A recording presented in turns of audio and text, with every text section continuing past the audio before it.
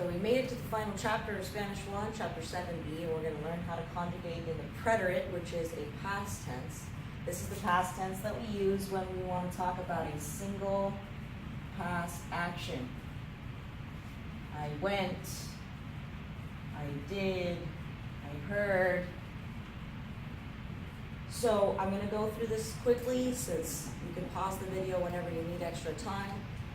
But all we're going to focus on for this year in Spanish 1 is how to conjugate AR verbs in past tense. So one of our main verbs for this chapter is the verb comprar. If I want to conjugate comprar to say that I bought something yesterday, I'm going to give it a different ending. I'm going to give it an E with an accent, so compré. I bought yesterday would be compré. You bought would be compraste. He bought, compró. We bought,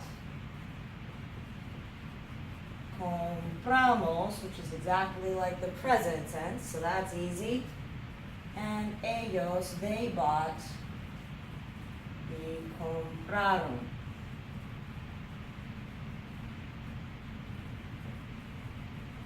So these are the endings for all of the regular AR verbs. Haste, o, amos, aron, and that'll work for most of the regular AR verbs that we have in this chapter. But there are a couple of exceptions where we need to remember some spelling changes, and those are the verbs that end in car, gar, or zar. For car, gar, zar, anything that ends with those vowels, they're going to get impacted by the E of the yo form. So this is going to be a yo form problem only. In the yo form, if I take a verb like sacar and just added an E, it would sound like sase, which is not what we want it to sound like. So when it ends in car, it's going to change to a Q-U-E. And this is in the yo form only because the E is going to change the sound of that C. So car's verbs will change to Q-U-E. If it was a gar verb like jugar, that would change to